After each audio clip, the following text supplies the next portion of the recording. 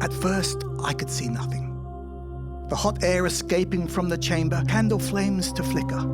But presently, as my eyes grew accustomed to the light, details of the room within emerged slowly from the mist. Strange animals, statues and gold everywhere. The glint of gold. Tut ang Hamun. By George, Carter, old chap, I think you've done it. Yes, my lord, it's incredible. Untouched by the thieves, and the tomb perfectly preserved. And to think, these things have not seen the light of day in over 3,000 years.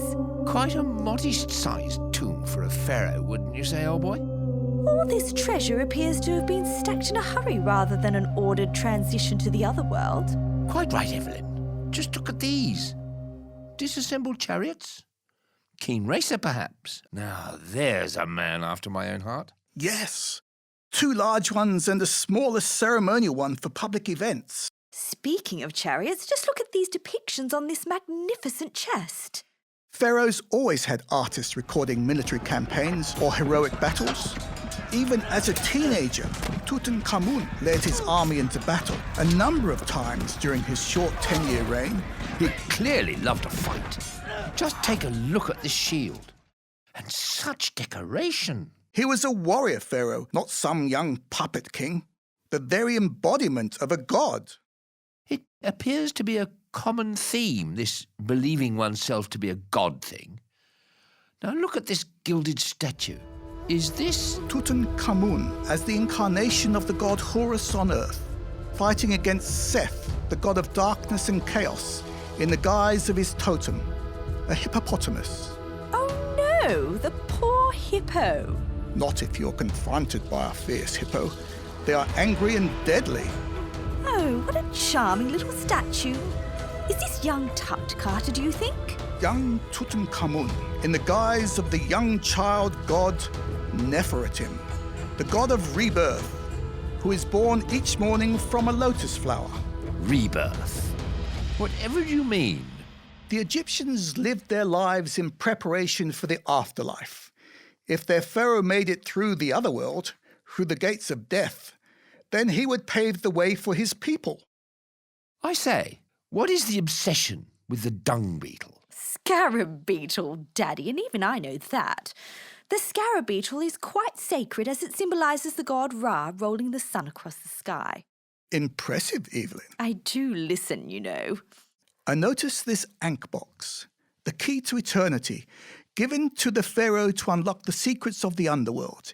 It was so important that it was included within Tutankhamun's actual name. So this is it, eh? The great seat of power over the lands of Egypt. Is that his wife and queen, Akhensanamun? She's looking at him so adoringly. She is anointing and blessing him with frankincense and spikenard.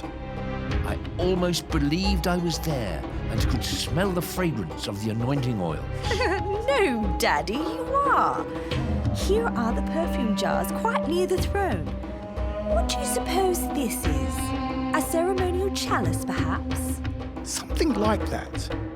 It was a cup of blessing, of wish fulfillment, of beholding happiness. Well, they certainly did things in style. Quite an elaborate fan for just cooling off. I'll say. The fan bearer had a high status in court.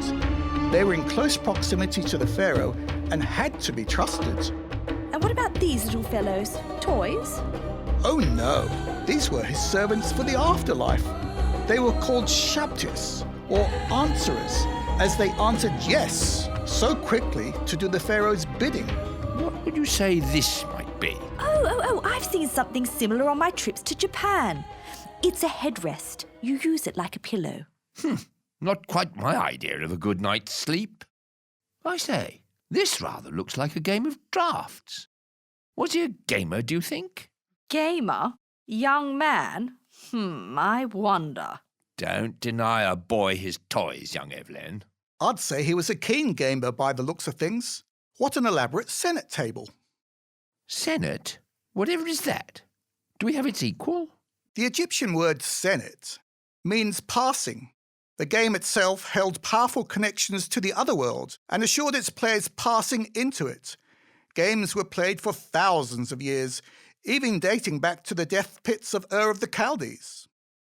I'm sure behind all that pompous, deep and meaningful paraphernalia there was just a boy wanting to play a game and have some fun. Aren't these simply magnificent? What a wonderful likeness. But the walking stick? Is that symbolic in some way? The guardians stand either side of the gateway to the other world. Both are the likeness of Tut and covered in black resin, a symbol of regeneration. See, they both hold a mace to smite the enemy, yet they both also hold walking sticks, shepherd's rods, for the Pharaoh was the shepherd of his people. I always enjoy a ramble about, but I can't quite compete with this collection of walking sticks. I wonder why so many. He had a club foot.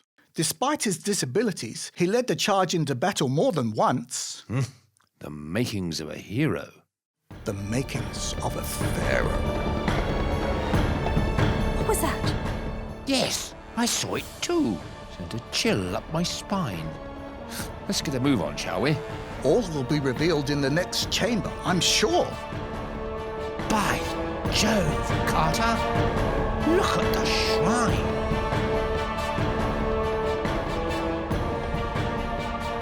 It's still sealed. And bears Tutankhamun's cartouche. One can only imagine what can be inside. Try to imagine not one, two, but four sacred shrines, each one enfolded the next. Within the outer shrine is a framework for the linen shroud, a symbol of mourning. Next, there is a shrine with decorations of Tutankhamun presenting himself before Osiris, the god of the afterlife. The third depicts the sun disk, the passage of time. The fourth innermost shrine holds a giant red granite coffin. Well, I can't see you shifting that in a hurry, old boy. It's quite different, isn't it, to other pharaohs' tombs? There are hardly any elaborate paintings. And what are these dark patches everywhere? Mould. Mould? This was obviously done in a hurry. The paint must have still been wet when they sealed the tomb. It's all starting to make sense now. Think about it.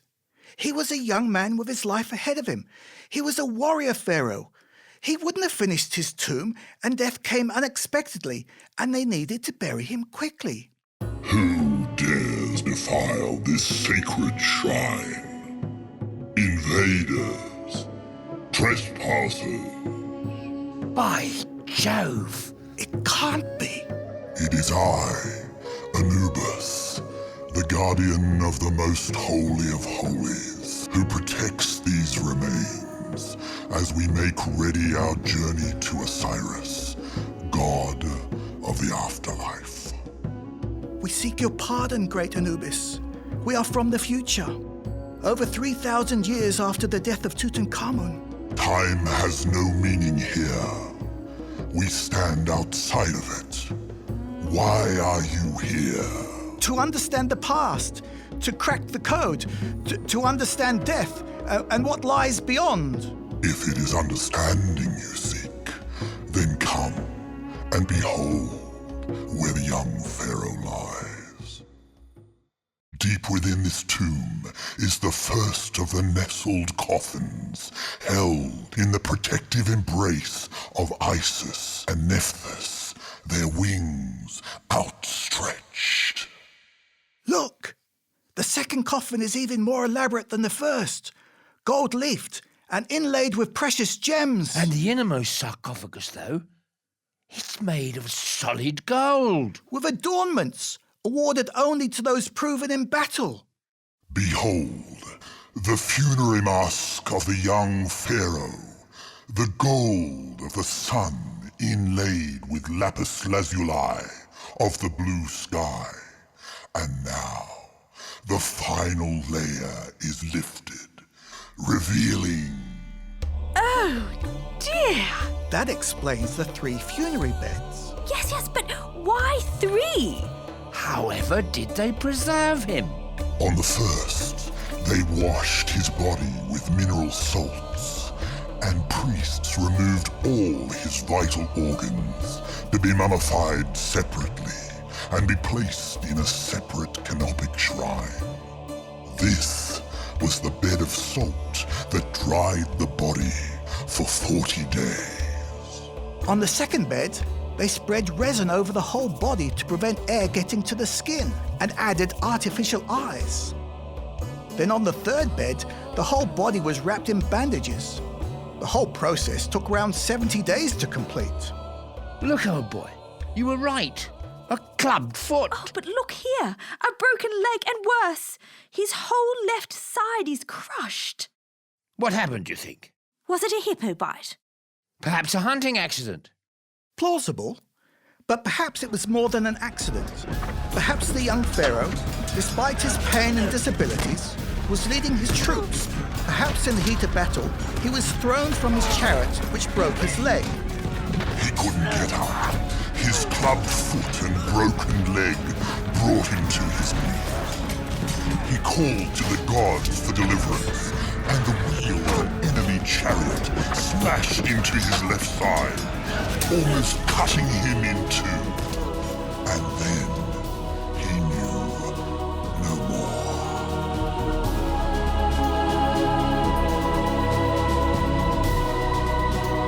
But what is most astonishing, What? What is it?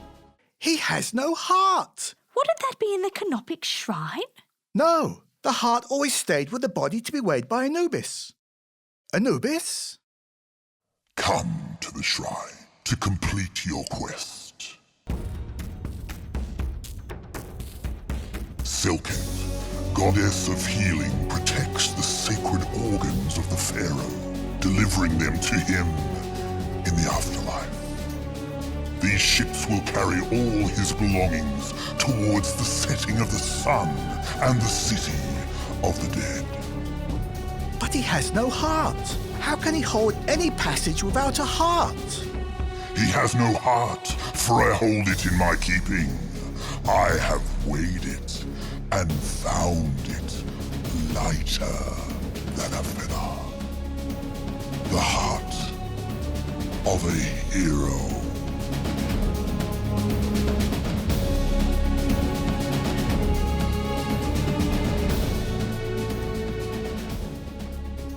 Did I really just witness a talking jackal? I must be going daft in my old age. No, he was real, all right. Real to the Egyptians. It makes you wonder, doesn't it? What is behind the veil of death? Is there an afterlife? And if there is, will your heart be light enough to attain safe passage? Now that is a code worth cracking.